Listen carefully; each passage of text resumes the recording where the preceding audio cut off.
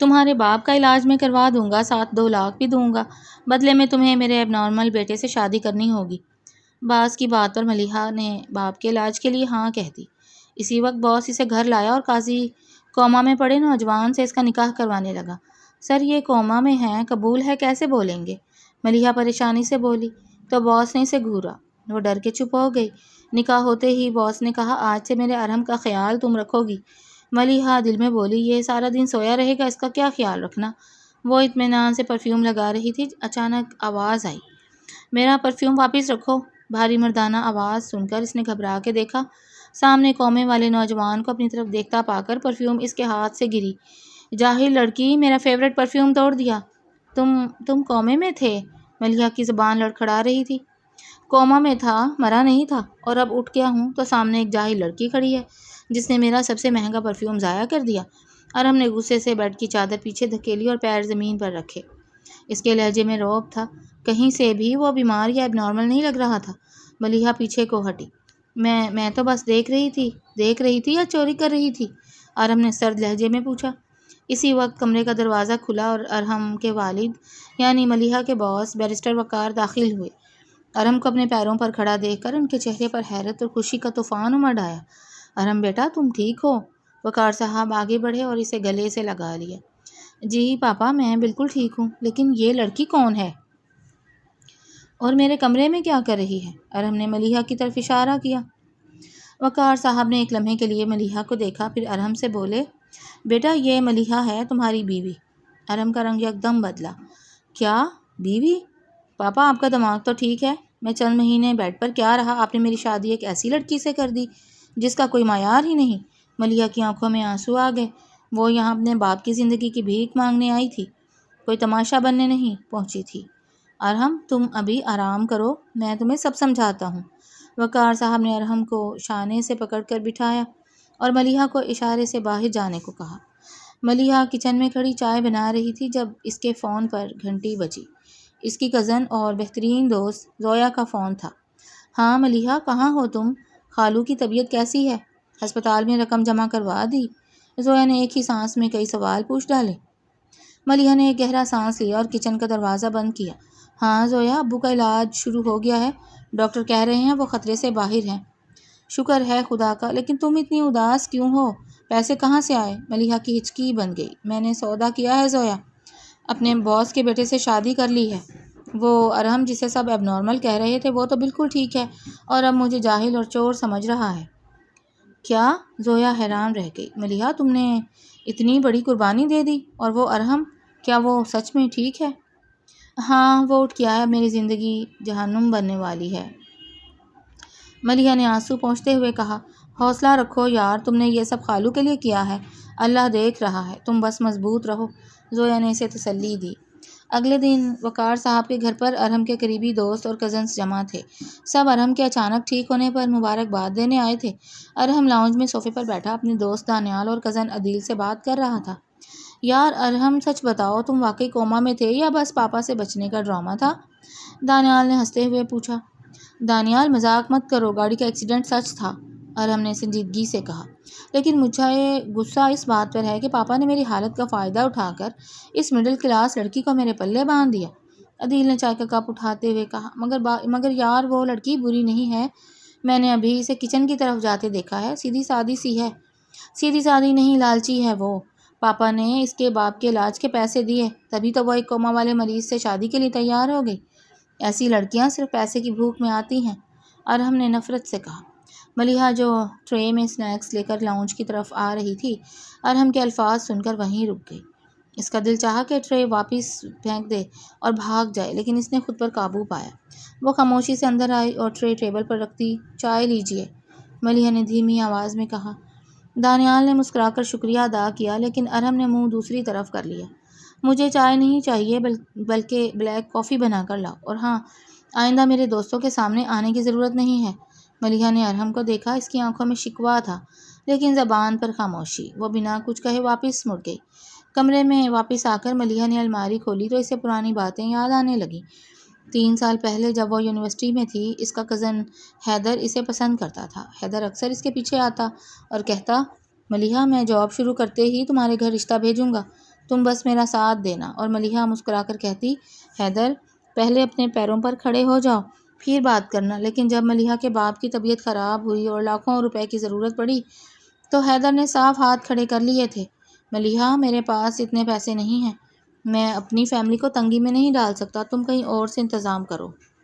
اس دن ملیحہ کو سمجھ آیا تھا کہ دنیا میں جذباتی رشتوں کی حقیقت پیسے کے سامنے کچھ بھی نہیں ہوتی۔ اس لیے جب وقار صاحب نے آفر دی تو اس نے بنا سوچے ہاں کر دی تھی، کیونکہ اس کے لیے اس کے باپ کی جان سب سے اہم تھی۔ رات کے وقت ارحم کمرے میں آیا تو ملیحہ صوفے پر چادر اوڑھے لیٹی ہوئی تھی۔ اٹھو یہاں سے، ارحم نے سخت لہجے میں کہا۔ ملیحہ نے چادر ہٹائی اور بیٹھ گئی۔ جی، یہ ڈرامے بند کرو، پاپا کے سامنے تم بہت بیچاری بنتی ہو نا۔ اب سنو، مجھے تمہاری حقیقت معلوم ہے، تم نے میرے باپ کے پیسے پر نظر رکھ کر مجھ سے شادی کی ہے۔ ملیحہ کھڑی ہو گئی۔ اس بار اس نے خاموش رہنے کے بجائے جواب دینے کا فیصلہ کیا۔ ارحم صاحب، آپ کو کیا لگتا ہے مجھے بہت شوق تھا ایک ایسے انسان سے شادی کرنے کا جو کوما میں تھا؟ میرے باپ ہسپتال میں زندگی اور موت کی جنگ لڑ رہے تھے۔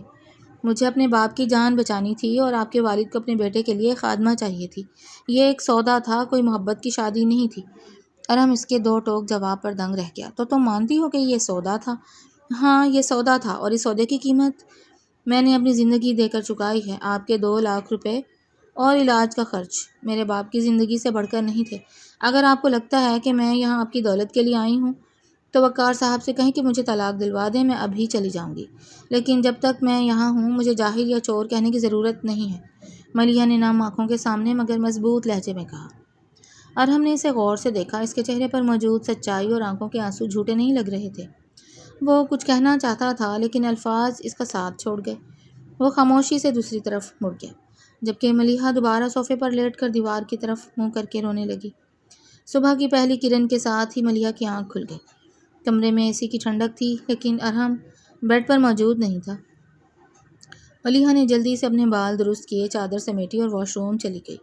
جب وہ تیار ہو کر باہر آئی تو ارحم وہیں بیڈ پر بیٹھا فون استعمال کر رہا تھا۔ اس نے ملیحہ کو اوپر سے نیچے تک دیکھا۔ سنو، پاپا ناشتے پر بلا رہے ہیں، نیچے چلو، اور ہاں، وہاں کوئی نیا ڈرامہ شروع مت کر دینا، ارحم نے سرد لہجے میں کہا۔ میں کوئی ڈرامہ نہیں کرتی ارحم صاحب، ملیحہ نے بنا دیکھے جواب دیا۔ وہ تو دکھ ہی رہا ہے، چلو اب۔ ارحم کھڑا ہوا اور دروازے کی طرف بڑھ گیا۔ ڈائننگ ٹیبل پر وقار صاحب اخبار پڑھ رہے تھے۔ ارحم اور ملیحہ کو ساتھ آتے دیکھ کر ان کے چہرے پر مسکراہٹ آ گئی۔ آؤ بیٹھو دونوں۔ ملیحہ بیٹا، تم ٹھیک ہو؟ کوئی تکلیف تو نہیں ہوئی رات کو؟ وقار صاحب نے شفقت سے پوچھا۔ جی انکل، میں ٹھیک ہوں۔ انکل نہیں بیٹا، پاپا کہو، تم اس گھر کی عزت ہو، وقار صاحب نے گرمجوشی سے کہا۔ ارحم نے پلیٹ میں سلائس رکھتے ہوئے طنز کیا، پاپا عزتیں اتنی سستی نہیں ہوتی کہ 2 لاکھ میں مل جائیں۔ وقار صاحب کا چہرہ سخت ہو گیا۔ ارحم، اپنی زبان کو لگام دو، تم جانتے نہیں ہو کہ تم کس سے اور کیا بات کر رہے ہو۔ میں بالکل ٹھیک کہہ رہا ہوں پاپا۔ ارحم نے چائے کا گھونٹ لیا۔ مجھے اس شادی پر اعتراض ہے اور رہے گا۔ ملیحہ نے نیچی نظروں سے اپنی پلیٹ کو دیکھا لیکن وہ خاموش رہی۔ چائے کا ایک سپ بھی اس سے نگلا نہیں جا رہا تھا۔ دوپہر کے وقت وقار صاحب کے گھر ان کی بہن یعنی ارحم کی پھپھو ثروت اور ان کی بیٹی علیشہ آئیں۔ علیشہ شروع سے ارحم کو پسند کرتی تھی اور اس اچانک شادی سے وہ شدید غصے میں تھی۔ لاؤنج میں بیٹھتے ہی ثروت بیگم نے زہر اگلنا شروع کر دیا۔ بھائی صاحب، مجھے تو یقین ہی نہیں آ رہا، ارحم کی شادی اتنی عام سی لڑکی سے؟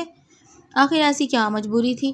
وقار صاحب نے سنجیدگی سے جواب دیا، کوئی مجبوری نہیں تھی ثروت، ملیحہ ہمارے خاندان کی بہو ہے اور مجھے اس پر پورا فخر ہے۔ علیشہ نے ارحم کی طرف دیکھا جو خاموش بیٹھا سگریٹ سلگا رہا تھا۔ ارحم، تم کیسے مان گئے؟ تم تو ہمیشہ کہتے تھے کہ تمہاری لائف پارٹنر تمہارے اسٹیٹس کی ہوگی، اس لڑکی میں ایسا کیا ہے؟ اسی وقت ملیحہ ٹرے لے کر وہاں پہنچی۔ علیشہ نے ملیحہ کو اوپر سے نیچے تک دیکھا اور ناک چڑھائی۔ اوہ، تو یہ ہے وہ قسمت والی، چائے لانے کا طریقہ تو دیکھو، کپ کیسے ہلا رہی ہے۔ ملیحہ نے ٹرے ٹیبل پر رکھی اور علیشہ کی آنکھوں میں آنکھیں ڈال کر بولی، چائے کا کپ ہل رہا ہے کیونکہ میرے ہاتھ تھکے ہوئے ہیں، میرا دماغ نہیں۔ اور رہی بات اسٹیٹس کی، تو انسان کا اخلاق اس کا سب سے بڑا اسٹیٹس ہوتا ہے۔ ثروت بیگم حیرت سے صوفے پر سیدھی ہو گئیں۔ بھائی صاحب، سن رہے ہیں آپ؟ کتنی زبان دراز لڑکی ہے یہ، ابھی سے اڑنے لگی ہے۔ میں نے صرف اپنی صفائی دی ہے پھپھو جی، بدتمیزی نہیں کی، ملیحہ نے پرسکون لہجے میں کہا اور واپس کچن کی طرف چلی گئی۔ ارحم خاموشی سے یہ سب دیکھ رہا تھا اور اسے ملیحہ کا یہ روپ حیران کر گیا تھا۔ شام کو ملیحہ نے اپنے ابو کو فون کیا۔ دوسری طرف سے اس کے بھائی زاہد نے فون اٹھایا۔ ہیلو زاہد، ابو کیسے ہیں؟ ہسپتال میں سب ٹھیک ہے نا؟ ملیحہ نے بے چینی سے پوچھا۔ ہاں ملیحہ، ابو بالکل ٹھیک ہیں، ہوش آ گیا ہے انہیں، ڈاکٹر کہہ رہے ہیں 2 دن میں ڈسچارج کر دیں گے۔ زاہد کی آواز میں راحت تھی۔ شکر ہے اللہ کا۔ ملیحہ کی آنکھوں سے خوشی کے آنسو بہہ نکلے۔ لیکن ملیحہ تم کہاں ہو اور یہ سارے پیسے کہاں سے آئے ہیں؟ ہسپتال کا بل تو لاکھوں میں تھا، تم نے ہمیں سچ کیوں نہیں بتایا؟ زاہد نے شک کے لہجے میں پوچھا۔ ملیحہ نے اپنے آنسو صاف کیے۔ زاہد، میں نے تم سے کہا تھا نا کہ میرے باس نے لون دیا ہے، میں اب ان کے گھر پر ہی رہ کر کام کر رہی ہوں تاکہ پیسے ادا کر سکوں۔ تم بس ابو کا خیال رکھو، میری فکر مت کرو۔ جیسے ہی ملیحہ نے فون بند کیا، اس نے پیچھے کسی کی موجودگی محسوس کی۔ وہ گھوم کر اس نے دیکھا تو ارحم ہاتھ باندھے کھڑا تھا۔ تو اپنے گھر والوں سے بھی جھوٹ بول رہی ہو؟ ارحم نے بھویں اچکا کر پوچھا۔ وہ جھوٹ ان کی بھلائی کے لیے ہے، ملیحہ نے کہا، یا شاید تم اپنے لالچ پر پردہ ڈال رہی ہو؟ اگر وہ اتنے ہی غیرت مند ہیں تو انہیں پتہ چلنا چاہیے کہ ان کی بیٹی نے کس قیمت پر سودا کیا ہے۔ ارحم نے اس کے قریب آتے ہوئے کہا۔ ارحم صاحب، آپ میرے خاندان پر بات مت کریں، آپ کا مجھ سے مسئلہ ہے، مجھ پر غصہ نکالیں، لیکن میرے ابو کا اس میں کوئی قصور نہیں ہے، ملیحہ نے تڑپ کر کہا۔ اگلے دن ارحم اپنے آفس جانے کے لیے تیار ہو رہا تھا۔ وہ آئینے کے سامنے کھڑا ٹائی باندھنے کی کوشش کر رہا تھا، لیکن ایک ہاتھ میں پٹی بندھی ہونے کی وجہ سے اس سے ٹائی نہیں بند رہی تھی۔ وہ بار بار کوشش کر کے ضد چھوڑ رہا تھا۔ ملیحہ کمرے میں آئی اور اس کی حالت دیکھ کر خود آگے بڑھی۔ لائیے، میں کر دیتی ہوں، ملیحہ نے نرمی سے کہا۔ مجھے ضرورت نہیں ہے تمہاری مدد کی، ارحم نے ہاتھ پیچھے کر لیا۔ ضد مت کیجیے، آپ لیٹ ہو رہے ہیں، ملیحہ نے بنا بحث کیے ٹائی پکڑی اور مہارت سے نوٹ باندھنے لگی۔ وہ ارحم کے بہت قریب کھڑی تھی۔ ارحم نے محسوس کیا کہ ملیحہ کے چہرے پر ایک عجیب سا سکون تھا، کوئی بناوٹ نہیں تھی۔ جب ملیحہ ٹائی باندھ کر پیچھے ہٹی تو ارحم نے گلا صاف کیا۔ تھینکس، لیکن اس کا مطلب یہ نہیں کہ میں تمہارے بارے میں اپنی رائے بدل رہا ہوں۔ مجھے آپ کی رائے بدلنے کا کوئی شوق نہیں ہے، ملیحہ نے بیڈ شیٹ ٹھیک کرتے ہوئے کہا۔ دوپہر کے وقت جب وقار صاحب اور ارحم دونوں آفس میں تھے، گھر کی گھنٹی بجی۔ ملازمہ نے دروازہ کھولا تو باہر حیدر کھڑا تھا۔ ملیحہ لاؤنج میں تھی۔ حیدر کو اچانک سامنے دیکھ کر اس کے پاؤں تلے سے زمین نکل گئی۔ حیدر، تم یہاں کیا کر رہے ہو؟ ملیحہ نے گھبرا کر پوچھا۔ حیدر غصے اور پچھتاوے کے ملے جلے تاثرات کے ساتھ اندر داخل ہوا۔ ملیحہ، یہ میں کیا سن رہا ہوں؟ تم نے شادی کر لی، وہ بھی سمیر زادے سے جو بیمار تھا۔ تمہیں اس سے کیا؟ تم تو اسپتال میں ہاتھ کھڑے کر کے بھاگ گئے تھے نا؟ ملیحہ کی آواز میں غصہ تھا۔ میں مجبور تھا ملیحہ، میرے پاس اتنے پیسے نہیں تھے، لیکن تم نے اتنی جلدی اپنے دل کا سودا کر لیا، صرف پیسوں کے لیے؟ حیدر نے اس کا بازو پکڑنے کی کوشش کی۔ ہاتھ پیچھے رکھو اپنے، ملیحہ پیچھے ہٹی۔ میرا سودا میرے ابو کی زندگی کے لیے تھا، اور اب میں شادی شدہ ہوں، تم یہاں سے چلے جاؤ۔ میں نہیں جاؤں گا، مجھے پتہ ہے تم مجبوری میں یہاں ہو، میرے پاس اب ایک جاب کا آفر ہے، میں تمہیں یہاں سے لے جاؤں گا، حیدر نے ضد کی۔ اسی وقت لاؤنج کا مین دروازہ کھلا اور ارحم اندر داخل ہوا۔ وہ اپنی کار کی چابیاں بھول گیا تھا اور واپس لینے آیا تھا۔ سامنے حیدر اور ملیحہ کو اس طرح کھڑے دیکھ کر اس کی آنکھیں غصے سے لال ہو گئیں۔ یہ کیا تماشا چل رہا ہے میرے گھر میں؟ ارحم کی دھاڑ سے پورا لاؤنج گونج اٹھا۔ حیدر نے گھبرا کر ارحم کی طرف دیکھا، جبکہ ملیحہ کا دل زور سے دھڑکنے لگا۔ وہ جانتی تھی کہ ارحم پہلے ہی اس کے بارے میں غلط فہمیاں پالے بیٹھا تھا، اور اب حیدر کا یہاں ہونا جلتی پر تیل کا کام کرے گا۔ ارحم صاحب، یہ، ملیحہ نے بات کرنے کی کوشش کی۔ تم خاموش رہو ملیحہ، ارحم نے ہاتھ کے اشارے سے اسے روکا اور حیدر کی طرف بڑھا۔ کون ہو تم، اور میرے گھر میں میرے بیوی کا بازو پکڑنے کی ہمت کیسے ہوئی تمہاری؟ حیدر نے خود کو سنبھالا اور اپنی مردانگی دکھانے کی کوشش کی۔ میں حیدر ہوں، ملیحہ کا کزن، اور اس کا چاہنے والا بھی۔ تم نے پیسوں کے بل بوتے پر اسے زبردستی شادی کی ہے، وہ تم سے محبت نہیں کرتی، ارحم نے ایک طنز آمیز قہقہہ لگایا۔ اس نے ملیحہ کی طرف دیکھا اور پھر حیدر سے بولا، زبردستی؟ تم شاید غلط فہمی میں ہو، تمہاری اس معصوم کزن نے خود میرے پاپا سے سودا کیا تھا، اور اگر وہ مجھ سے محبت نہیں کرتی تو وہ اس گھر میں کیا کر رہی ہے؟ چلو، اگر تم اتنے ہی بڑے عاشق ہو تو نکالو 2 لاکھ روپے اور وہ لاکھوں روپے جو اس کے باپ کے علاج پر لگے ہیں، اور لے جاؤ اسے یہاں سے۔ حیدر ارحم کی بات سن کر سکتے میں آ گیا۔ اس نے ملیحہ کو دیکھا اور پھر ارحم کے مہنگے لباس اور شاندار لاؤنج پر نظر ڈالی۔ 2 لاکھ تو دور کی بات، اس کی جیب میں اس وقت 20,000 بھی نہیں تھے۔ کیا ہوا؟ ارحم نے حیدر کے چہرے کا رنگ اڑتے دیکھ کر کہا۔ محبت کے دعوے کرنا بہت آسان ہوتا ہے میرے بھائی، لیکن جب بوجھ اٹھانے کی باری آتی ہے نا، تو تم جیسے لوگوں کے گھٹنے ٹیک جاتے ہیں۔ چلو نکلو اب میرے گھر سے، اس سے پہلے کہ میں سیکیورٹی کو بلاؤں۔ حیدر نے ایک ذلت آمیز نظر ملیحہ پر ڈالی، اپنا بیگ کندھے پر لٹکایا اور بنا کچھ کہے تیزی سے باہر نکل گیا۔ ملیحہ وہیں صوفے پر ڈھیر ہو گئی اور اس کے آنسو بہنے لگے۔ ارحم نے اس کی طرف دیکھا، اس کے لہجے میں اب غصے کی جگہ ایک عجیب سی تلخی تھی۔ تو یہ تھا تمہارا وہ سچا پیار جس کے لیے تم رو رہی ہو، جو 2 لاکھ روپے کے سامنے ڈھیر ہو گیا؟ ملیحہ نے آنسو پونچھے اور ارحم کی طرف دیکھا۔ ہاں ارحم صاحب، یہی سچائی ہے میری زندگی کی۔ جس انسان کو میں نے اپنا سب کچھ سمجھا تھا وہ میرے باپ کی بیماری کے وقت پیچھے ہٹ گیا۔ اور آپ کو لگتا ہے کہ میں لالچی ہوں؟ اگر میرے پاس کوئی اور راستہ ہوتا تو میں کبھی اپنے آپ کو اس دلدل میں نہ دھکیلتی۔ ارحم خاموشی سے اسے دیکھتا رہا۔ اس کے دل میں پہلی بار ملیحہ کے لیے ایک ہمدردی کا احساس جاگا تھا۔ وہ بنا کچھ کہے اپنی چابیاں اٹھا کر باہر نکل گیا تھا۔ اگلے دن وقار صاحب نے ملیحہ کو اپنے پاس بلایا۔ وہ اپنے کمرے میں بیٹھے کچھ فائلیں دیکھ رہے تھے۔ ملیحہ بیٹا یہاں بیٹھو، انہوں نے سامنے والی کرسی کی طرف اشارہ کیا۔ ملیحہ خاموشی سے بیٹھ گئی۔ جی پاپا۔ بیٹا مجھے ارحم اور تمہارے بیچ کی دوریوں کا اندازہ ہے۔ میں جانتا ہوں کہ ارحم کا رویہ تمہارے ساتھ اچھا نہیں ہے، لیکن میں تمہیں ایک سچ بتانا چاہتا ہوں۔ وقار صاحب نے چشمہ اتار کر میز پر رکھا۔ کیسا سچ پاپا؟ ارحم ایسا نہیں تھا۔ 2 سال پہلے اس کی منگنی اس کی کزن علیشہ سے ہونے والی تھی، لیکن جیسے ہی ارحم کا ایکسیڈنٹ ہوا اور ڈاکٹروں نے کہا کہ وہ شاید کبھی اپنے پیروں پر کھڑا نہیں ہو سکے گا، تو علیشہ اور اس کی ماں نے رشتہ توڑ دیا۔ ارحم نے اس حادثے میں نہ صرف اپنی صحت کھوئی بلکہ رشتوں کا اعتبار بھی کھو دیا، اس لیے وہ اب ہر رشتے کو شک کی نگاہ سے دیکھتا ہے۔ وقار صاحب کی آواز میں دکھ تھا۔ ملیحہ کو اب سمجھ آیا کہ ارحم کے اندر اتنی کڑواہٹ کیوں تھی۔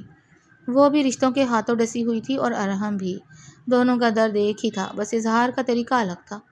اسی شام ارحم جب آفس سے واپس آیا تو اسے تیز بخار تھا۔ وہ جیسے ہی کمرے میں داخل ہوا بیڈ پر گر گیا۔ ملیحہ نے اس کے ماتھے پر ہاتھ رکھا تو وہ تپ رہا تھا۔ ارحم صاحب آپ کو تو بہت تیز بخار ہے، ملیحہ نے پریشانی سے کہا۔ مجھے کچھ نہیں ہوا، تم دور رہو مجھ سے، ارحم نے کمزور آواز میں اپنی انا برقرار رکھنے کی کوشش کی۔ چپ کیجیے اور لیٹے رہیے، ملیحہ نے پہلی بار اس پر رعب جمایا۔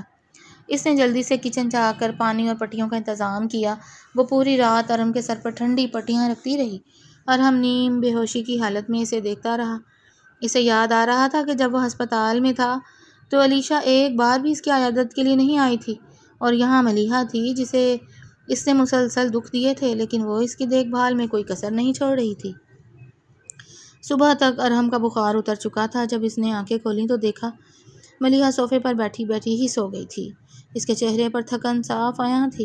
ارحم نے بیڈ سے کمبل اٹھایا اور خاموشی سے ملیحہ کے اوپر ڈال دیا۔ وہ اب اس لڑکی کو ایک نئے زاویے سے دیکھ رہا تھا۔ 2 دن بعد ملیحہ کے والد ہسپتال سے ڈسچارج ہو کر گھر آ گئے۔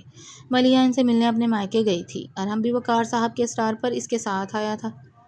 ملیحہ کے والد مراد صاحب بیڈ پر لیٹے ہوئے تھے۔ ارحم کو سامنے دیکھ کر انہوں نے ہاتھ اٹھا کر اسے سلام کیا۔ ارحم بیٹا، میں تمہارا اور وقار صاحب کا جتنا شکریہ ادا کروں کم ہے۔ تم لوگوں نے میری بیٹی کو عزت دی اور میرے علاج کے لیے اتنی بڑی رقم دی۔ مراد صاحب کی آنکھوں میں آنسو تھے۔ ارحم نے مراد صاحب کے کمزور ہاتھوں کو اپنے ہاتھ میں لیا۔ انکل آپ پلیز شرمندہ مت کریں، ملیحہ اب میری بیوی ہے اور اس کا فرض مجھ پر اتنا ہی تھا جتنا آپ پر۔ ملیحہ نے حیرت سے ارحم کی طرف دیکھا۔ اس کے لہجے میں کوئی طنز، کوئی کڑواہٹ نہیں تھی بلکہ ایک حقیقی اپنائیت تھی۔ جب وہ دونوں مائکے سے واپس آ رہے تھے تو گاڑی میں خاموشی تھی۔ ارحم نے گاڑی ایک طرف روکی اور ملیحہ کی طرف دیکھا۔ ملیحہ مجھے معاف کر دینا، ارحم نے سنجیدگی سے کہا۔ ملیحہ چونک گئی۔ کس لیے؟ تم پر شک کرنے کے لیے، تمہیں لالچی سمجھنے کے لیے۔ میں رشتوں سے مایوس ہو چکا تھا، اس لیے مجھے لگا ہر کوئی صرف پیسے کا سگا ہوتا ہے، لیکن تم نے مجھے غلط ثابت کر دیا۔ تم نے اپنے باپ کے لیے اپنی خوشیوں کی قربانی دی اور میرے جیسے بدتمیز انسان کو بھی برداشت کیا۔ ملیحہ کی آنکھوں میں آنسو آ گئے، لیکن اس بار یہ خوشی کے تھے۔ ارحم صاحب زندگی میں کبھی کبھی ہمیں ایسی جگہوں پر لا کھڑا کیا جاتا ہے جہاں ہمارے پاس سمجھوتا کرنے کے علاوہ کوئی راستہ نہیں ہوتا، لیکن اس کا مطلب یہ نہیں ہوتا کہ ہم برے ہیں۔ ارحم نے مسکرا کر اس کا ہاتھ تھاما۔